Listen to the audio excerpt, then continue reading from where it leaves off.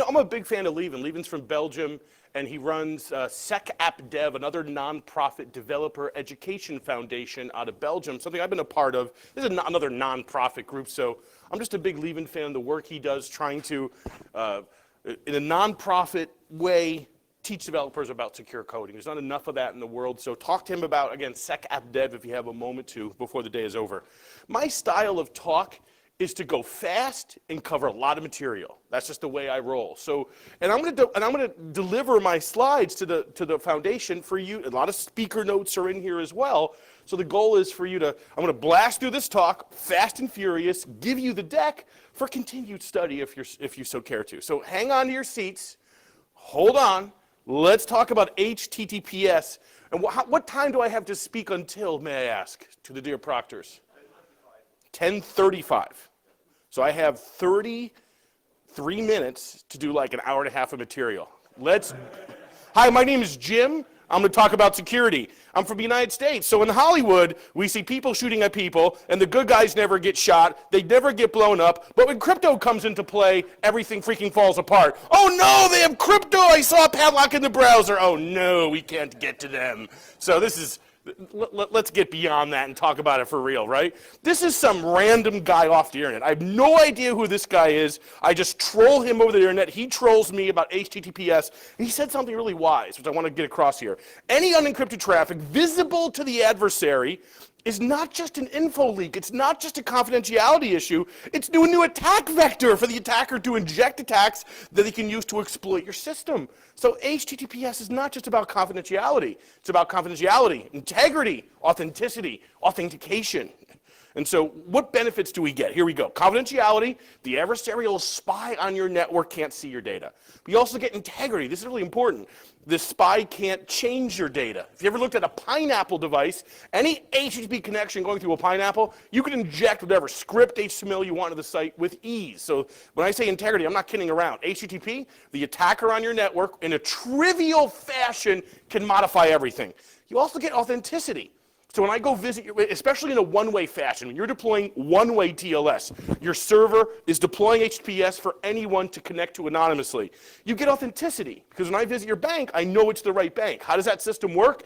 It's the certificate authority system. What do you all think of the certificate authority system as it stands today? And your answer should be something along the lines of bullshit, or layers of bullshit, or stinky bullshit. That's one of the many appropriate answers when analyzing the CA authority system, right? If you're part of the CA system, like a marketing manager for a CA, and you want to lecture me about your business in class, then just get out, please. You don't need to be here right now. This is not for you, and we'll talk about that later. So I've had CA managers troll me when I give this talk because we can only spend so much money on security. Yeah, whatever. Then don't be in the business, right? So when you do TLS, you get two major benefits. I'm sorry, when you're using TLS, you're using two basic primitive crypto algorithms, crypto mechanisms. You have symmetric and asymmetric encryption. Why are these used together? You basically want some kind of, when you're using symmetric encryption, what's the big flaw of that? You can't exchange keys in public. So if two parties can't have a public communication and then revert to privacy with symmetric crypto, this whole purpose of like key exchange algorithms like Diffie-Hellman and so on is now you and I anonymous, you and I in a public network can conduct a key exchange to build secure communications. That's the whole point of asymmetric crypto. But it's freaking slow. It's super slow. It's so slow it would break the internet if that's all we did. So we use asymmetric crypto to set up a strong connection between two parties in public and then drop down to symmetric crypto after we exchange key material, which is fast and furious and secure, but it's only a single key. So I like TLS and SSL for that matter, in that it's a really graceful use of multiple primitives to conduct secure communications. Now, it's got a bad history. Most of what we've done in SSL and TLS to date is broken. SSL 1, 2, and 3 are all gone. They're dead. So if you're using SSL 1, 2, and 3 in any way, turn it off on all your clients, turn it off on all your servers. There's no benefit to using it anymore. We want to at least use TLS. TLS 1's a little iffy. We want to be using TLS 1.2 as much as possible, right? So let's get started. You want to get SSL. You want to get TLS correct in some way. The first thing you got to do is update your OS to the latest patch level. If you're still using Apache 1.3, what the freak are you doing? You have got to stop doing that. This is end of life in 2010. There's multiple 0 days that are really inexpensive on the gray markets or black markets for that matter. Just focus on getting Apache up to 2224. This will update your OpenSSL library, fixing numerous problems right away. You would not believe how many folks are at this level right now. It is a big deal. So get away from anything below Apache 1.3. And as a quick note, TLS, SSL, it is growing dramatically. So, we're looking at the era where Snowden revealed some of the iffy things governments of the world are doing. Yes, US, but there are a few other European authorities a part of that whole thing as well, right? So, and then now we're moving into the era of the IOE, Internet of Everything, where the rise of use of TLS is rising dramatically. This is no longer an obscure thing. This is now a core part of how you deliver secure software. Now, again, the problem is that the attacks on TLS or SSL pretty significant. We have a well-marketed, graphic-laden history of recent issues with TLS that we have to address in some way. Luckily for us, it's usually patching. It's usually an easy issue to fix this when the fixes are available. But TLS is rising in use, but it's also rising in how researchers are analyzing it. So we have to be on top of this today, especially to be prepared for new things to happen. Now, let's look at the history of issues that we've seen in the authority system, first of all. That's one of my pet peeves. We'll talk about certificate pinning to detect when an authority goes bad. I think it's a great place to start when talking about modern, well-done TLS. I'm going to start with DigiNotar, and the first sentence kind of says it. DigiNotar was a Dutch certificate authority, owned by someone. It's all debatable who owned them, but attacker got into DigiNotar. They began issuing fraudulent certificates. Why is it a big deal when a CA can issue fraudulent certificates? What does that let the attacker do? More specifically, they can't pick kale out of my backyard. Be specific. They can't do everything. They can conduct man-in-the-middle. Why? Why does that work? Because when your browser gets a fake certificate to a web server that's signed by a real authority, even if it's a fake certificate, but it's signed by a real authority, what does your browser say? Your browser says, party time, no problem, we're in. That's the problem. That's one of the hearts of the problem. So let's go ahead to February 2012. We have US company TrustWave. They serve most of the US DoD and the government. They admitted that they took their private key, put it in an HSM, and went, for sale! So back to you. What's your name? I'm going to pick on you. You're in. What's that? Ola. Easy. So Ola. If I give you a piece of an HSM with the private certificate of a core CA that's live in the browser today, and I give it to you, what can you do with that? How easy is that going to be? Trivial. You can just issue any fraudulent certificate to any website, sign it with that HSM who has a private CA in it, a private CA certificate in it, and you can man-mill anyone with ease. And the browser says, party time. This is the part of the problem here. Now, TrustWave came clean. They admitted their mistake, revoked their certificate, swore they would never do it again. And I don't care about that. What I care about is they said something very telling back in 2012. They said, hey, guess what other CAs out there sell their private cert for profit? And guess what the real answer to that is to some degree? Which CAs would take their private cert and sell it for profit in some way if they can get away with it in the world today? My answer to that is pretty much all of them. This is the world we live in. So let's go ahead now to December of 2012. The Turkish government began issuing fake certificates to Gmail that were properly signed by the Turk Trust Authority. Why would Turkey issue fake certificates to Gmail to their populace that was signed by the real authority? What were they trying to do? It rhymes with the word fly. They were spying on their populace in some way. And Google at this time had begun implementing certificate pinning. They took a copy of Gmail's public cert and literally hard-coded it in the browser. So when you're making a TLS key exchange request, you talk to the server gives you back a public key of that server to start the conversation. And if that doesn't match what Google has hard-coded in the browser, you're being man-in-the-middle, and they'll inform the user in some way and send a message back to Google to inform Google which authority had fraudulently signed this fake Gmail certificate. Turk Trust got caught doing this. They're a NATO ally. This news kind of went away. So and they're the first one to get caught. Then Google, what did Google do? They quietly tell Turk Trust not to do this? No, they blogged about it, right? This blog post was a warning to everyone saying, hey everybody, we are pinning all of Google's certs now. If you try to man the middle through fraudulent use of CA certificates, we're going to catch you and we're going to blog about it. This is a message to the world, intelligence agencies and people who are nation state man the middling or blue coat using these kind of techniques in public ways, whatever. This is the message to the world. We now go ahead a year to December of 2013. You're not going to believe this. The French government, the French Certificate Authority, the cybersecurity agency, began issuing fake certificates to Gmail that were fake, not the right cert, and they were signed by France's cybersecurity agency. So work with me here. Why would the French government issue a whole bunch of fake certificates to Gmail, signed by their authority, fraudulent? What were they trying to do? Trying is the key word here. They were trying to. What were they trying to do? It rhymes with fly. They were trying to spy on their populace in some way. Now, they got caught because everybody who was analyzing this topic of SSL interception, we knew that Google was pinning. That was a really big deal in the world of SSL TLS interception. So what were the French cybersecurity agency doing all year? They were focusing on, wait for it, fresh croissants, art, architecture, poetry, song, dance, loving life like the French do. What were they not doing? Their basic homework on science and mathematics. So now they got caught, and Google was like, French, you are out of the browser, fully revoked. A few days later, Mozilla, Microsoft, and Opera all knocked them out of the browser as well. This is a huge deal. It's an entire government being knocked out of the browser, and all of a sudden, thousands, if not more, sites around France stopped working in the browser in a clean way. So this is the world we live in. And what did the French government say what happened behind the scenes? This was not on purpose. This was a configuration error. What a crock of bullshit. All right, so it's not just authorities that are making mistakes. Here we have registrars with easy CSRF to change DNS. So you target the admin of that domain, CSRF, against a registrar to change DNS. This is game over in terms of security. Or how about OpenSSL and the Heartbleed? This is a basic buffer overflow against the Heartbeat API.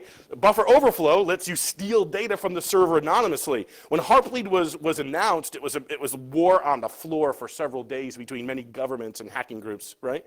And just in the last 48 hours, we've heard about Logjam now.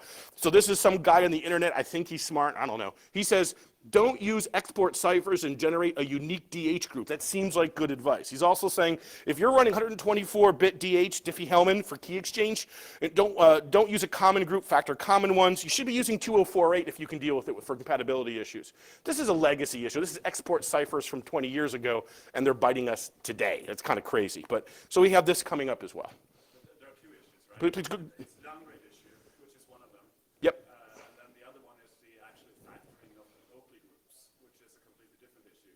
Exactly, but the advice we give to developers, again, I've just gotten my hands on this in a couple hours ago, right? So please bear with. The key thing is people are using old broken ciphers that were given during the US era of doing export restrictions on cryptography. So we made export versions of all the main ciphers that were easy for the US government to crack in some way. And these are now hard-coded in physical devices, and old legacy systems are all over the place. And so basically, it's really easy if you're not using export ciphers and you build your own Diffie-Hellman group, it's pretty easy to keep most of this at bay. There's also client-side issues in the browser. Chrome, everyone is working on it. There are other emerging issues being discussed. This just came out, just showing you modern attacks against Logjam, and that we have to be on top of this and be ready to react pretty quickly if we want to be on top of the most recent HTTPS threats. There's a lot of active research trying to crack these protocols.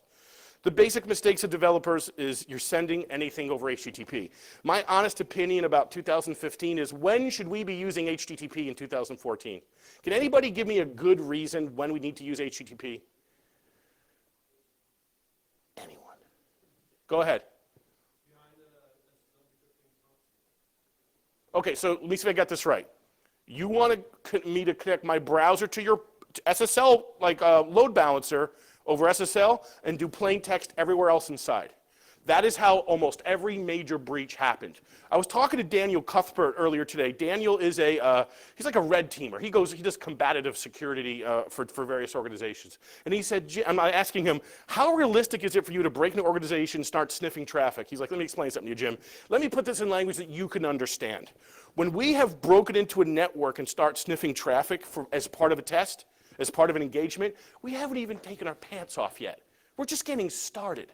So breaking into a network and setting up some kind of sniffing capability, we haven't even begun to make love yet. We just haven't even taken off our pants yet. Are you with me now? That's how bad it is. So the idea of, this is one of the biggest flaws here. When you're like terminating SSL early in your infrastructure, that's one of the biggest misuses this is one of the biggest misuses of a core security control. You should be doing HTTPS or some kind of strong transport security anytime you're sending sensitive data. And this is a big deal because most companies terminate at the boundary and do plain text everywhere. So as an attacker, I go buy a piece of malware that costs me $19.95, and you can get 3 versions of this for 3 domains for only $39.95. And that's all I need to sniff all of your traffic. It's easy. So let's charge on here, though. Other failures we've seen is Apple had a 2-year bug, CVE 2014-1296. There's a huge deal because it let pretty much anyone man the middle against any iOS device or OS X device for 2 years, except for Chrome, which has its own stack. Where's the bug? Let's do some code review. Where's the bug? Say it. Where? Not just there. Say it. Say it.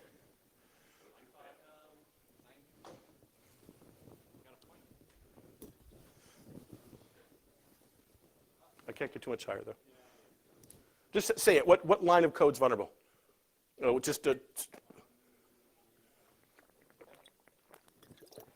see any code that's dead code in this by any chance? Look at the second go-to fail. Hey, I got a pointer. There we go. Look at the second go-to fail here. You always bail out here and free the buffer and finish the connection. And this step, this final check to make sure that your cert's been signed properly is always skipped. This is dead code. I don't know about you, but my compilers picked this up 20 years ago. Dead code is an easy thing for a compiler to alert on, and yet this is in Apple code. So one of 2 things happened here. Either it's a backdoor or it's complete negligence in their software SDLC lifecycle for the most important piece of software that drives the heart of their company. So, your mileage may vary.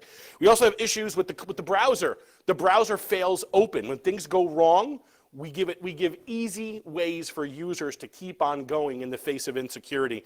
I think browsers have gotten better at this, but up until recently, 30 to 70% of people who see SSL TLS warnings, they just click through, and that's a big problem. Now, this is going to have a big effect on your businesses, is that Chrome is turning into an activist. What I understand is that Google is very upset at what happened with the US government, was going after them in a very adversarial way, and they've been pushing TLS really hard everywhere they can to keep this junk at bay. So Google in Canary just set HTTP connections as insecure. And all they're doing is, it's in Canary, we're not sure when it's going live, they're going to set any HTTP website and put that little bro connects there. That's all they're doing. And that's going to have major ripple effects in terms of customer service calls and marketing impressions of your website. And frankly, I think it's a good idea. I think this is the right move to make. Even Mozilla, these are some really crazy hippie activists, right? Even Mozilla's like, whoa, Chrome, you're making some strong moves here. They're not doing it yet, but considering it. So Google has got a lot of muscle, got a lot of weight in the room, and they're using it to try to make HTTPS better. Is that good or bad? Are they being just and noble? I'm not saying that, but they are making it better. So, by the way, there's so many excuses I get in terms of why we shouldn't use TLS. One of them is certificates are too expensive or difficult to obtain. Well, there's a Let's Encrypt project coming out where everyone can get free certs even on their subdomains. And if you're too cheap to buy a 200 to 300 euro certificate to protect your company, that puts you in the category of CB. You're a cheap bastard, right? So isn't TLS slow? Is SSL TLS slow? Guess what, folks? Not only is TLS not slow, TLS is faster and more performant than HTTP. Serious. Go look at, is TLS fast yet? Using HTTP 1.1 and the speedy protocol, specialized compression and whatnot, your HTTPS well-configured server is faster and more performant than HTTP. Pitcher, go ahead. Come on, quick, quick, quick, quick, quick, quick. I'm gonna hurry. Go for it. You got it? You got it? Thank you. Then the other one is, oh no, when you use strong HTTPS, that makes my security software that's monitoring all the people work in a much more, it's harder for me to work. It's like, whatever. If you're a site operator and you're really concerned about site load, there's CDNs that have HTTPS by default. I'm not gonna mention any names. The biggest complaint I hear about HTTPS is the CDN vendor X doesn't support HTTPS well. I'm not gonna mention their name. Some do, and some have a big problem with it. Some do it well by default. And so there are plenty of other solutions. And the whole point of good HTTPS is to stop you from doing junk against my connection anyways. So let's improve it. I got 14 minutes to improve HTTPS. Let's see if we can pull this off. We want to talk about we want to talk about strict transport security, certificate pinning, and forward secrecy ciphers. I think it's an interesting topic as well. Also, don't go configure your server by yourself. Mozilla has done a massive amount of work to build a server TLS configuration generator. You pick which browsers you want to support. You want to support old browsers like really old browsers like IE6.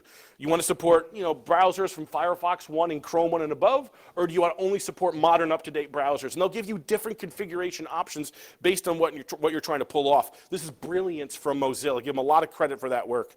There's also, I know how much you here in Europe just love and follow all the NIST guidelines. Yeah, NIST, we love those American cryptographic standards that have been backdoored by the NSA. Sorry about that, oops. But this document, incredibly well written and thought out. You should have a skepticism in anything you read, but this is a good thing to read if you want to see deeper practice suggestions about TLS in your infrastructure.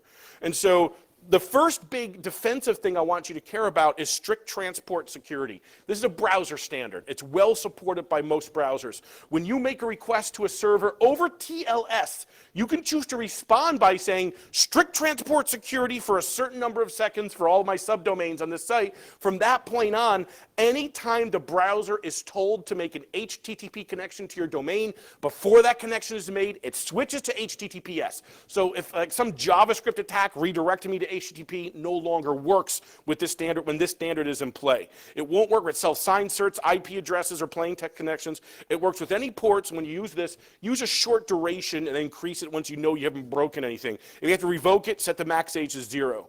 The other key, here's what browsers supported today as well. Chrome, Safari, Opera, Firefox have been supporting this for a while. Only IE is behind the times because they're cheeky bastards. Thank you. Now, what's the problem with HSTS? HSTS is flawed in a lot of ways, but it's still important because how do most new users interact with your website? They open up a browser, they type in the domain. When I just type in your domain, what does the browser default that connection to? So now you make an HTTP connection to my server, and I 302 redirect because my site only supports HTTPS. Now your browser redirects to HTTPS.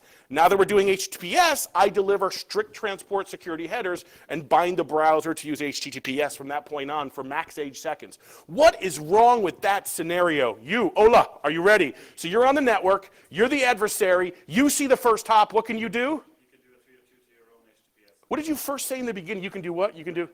Even before that, when I give you a hard time, you can do? Everything! Now you can say everything, all right. You own that, you own it all, exactly. And by the way, randomly calling things out in class, I highly encourage that, keep it going.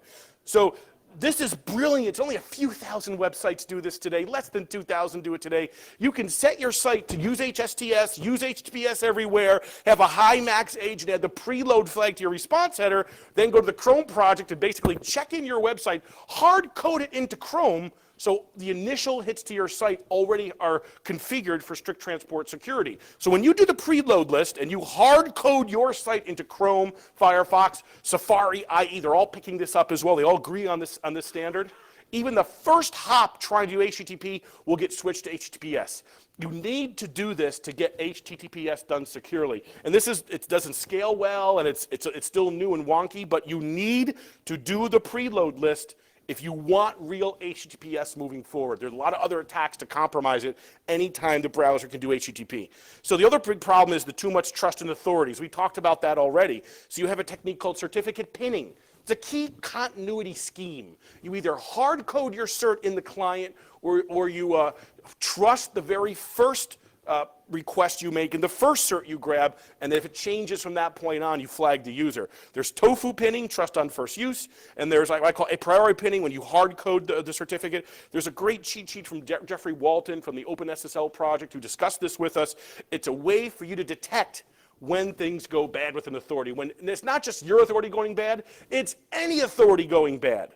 So they give you a fake cert, it doesn't match what you've pinned, and you inform the user they're being man-in-the-middle.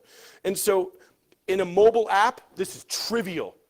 In a, not trivial, it's easy, right? In a thick client, it's not so bad. In a browser, it's actually much more difficult. You have to use the experimental IETF pinning headers, and you can pin the hash of multiple certs and pin that in the browser for a certain amount of time. And Levin is one who actually informed me about this a couple of years ago. And this is really, it is doable. But here's what goes wrong.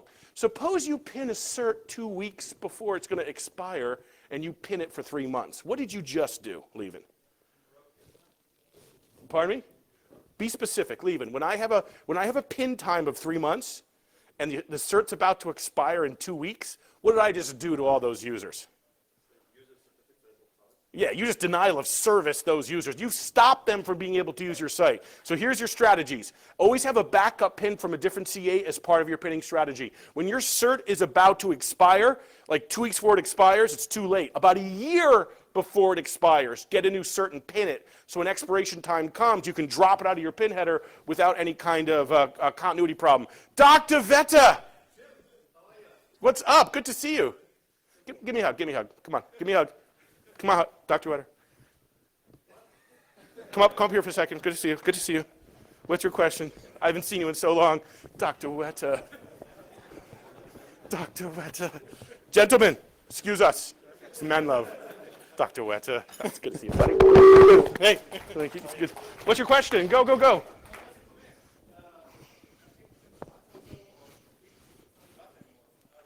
What's that?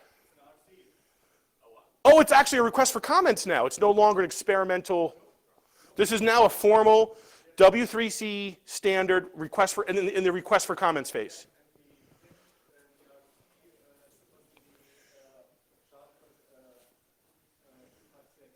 Oh God! All right. Right, like that. Well, we have multiple pins here. SHA-1, SHA-1, and SHA-256. Yeah, awesome. Let's change this, right? We're having a moment. We gotta keep these things fixed. I'm gonna deliver this to you, Dr. Wetter. Awesome. I'll update this even more before the conference is over. Thank you.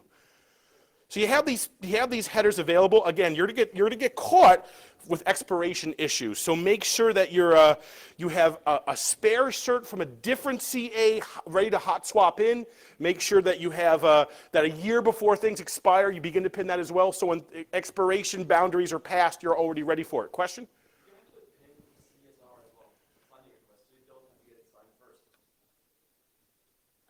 That's out of my area of immediate understanding, so I'm just not that deep into that particular thing. So maybe he's smart. I hope you're smart. Listen to him, right?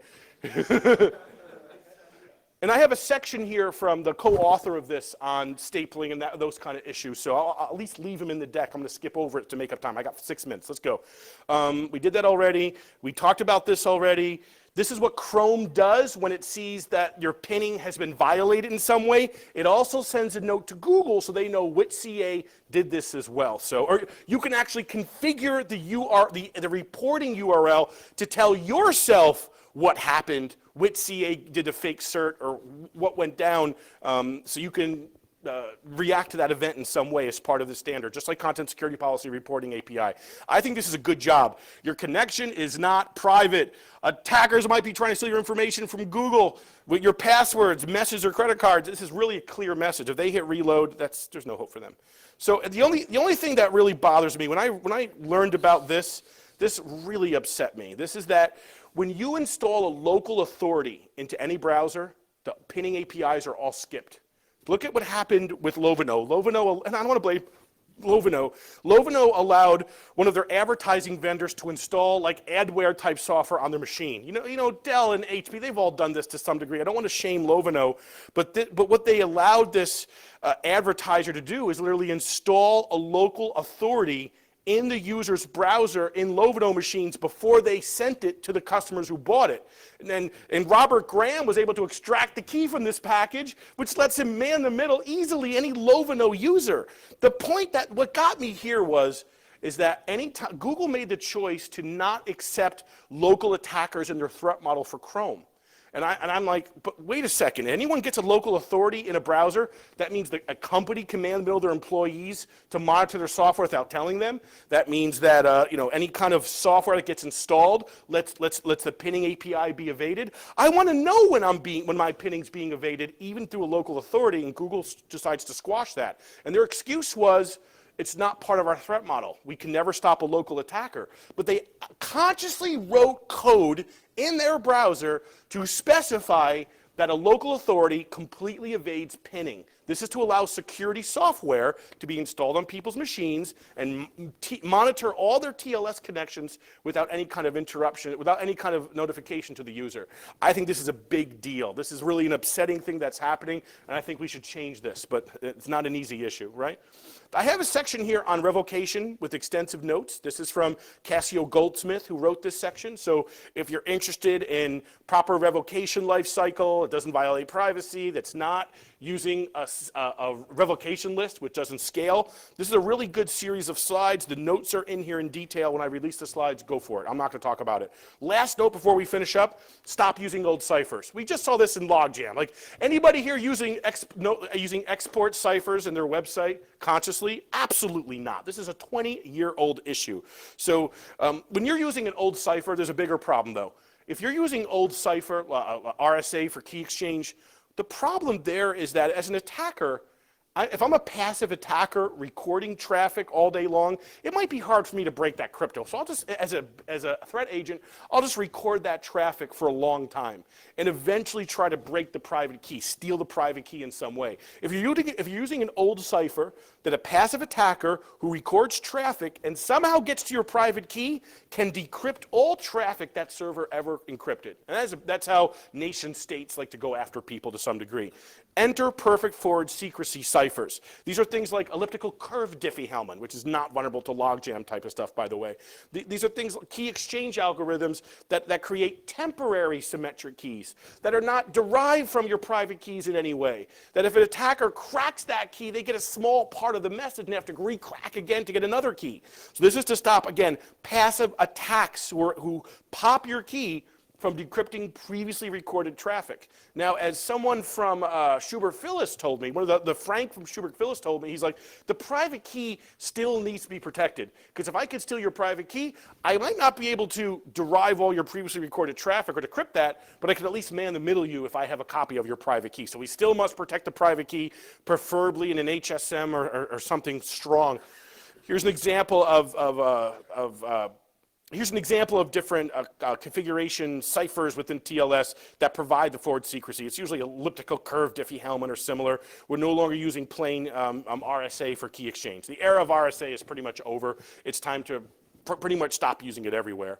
And again, we have the key exchange algorithm, we have authentication algorithm, we have the authentication algorithm, we have different modes and lengths, and I'm short on time, but in short, we should prefer elliptical curve Diffie-Hellman for key exchange and authentication. We should be using AES today still. There's nothing better out there that I know of. Use SHA-256 or better for macking, etc. So I think this is pretty well known at this point. The time to retire RSA is now. Google is going to start strongly adding graphics when you're using RSA in your keychain very soon. They have a plan to do this. We're done. Call to action, use strict transport security. Step one, do HTTPS or strong transport security everywhere. Set up strict transport security and make sure you're doing the preload initiative in the browsers as well.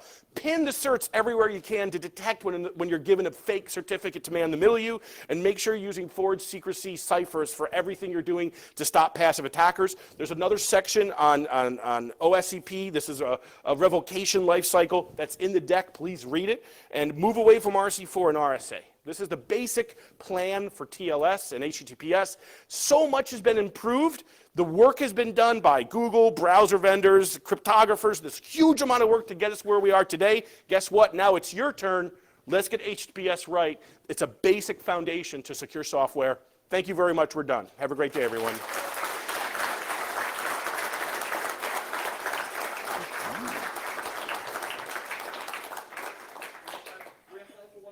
One question. Any questions? Go for it.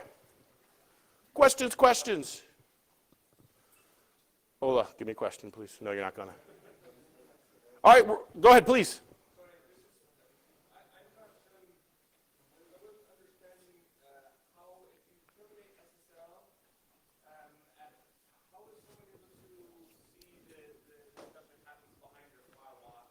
Breaking into your network and installing a simple piece of malware in your network gear is usually a trivial task for a dedicated attacker.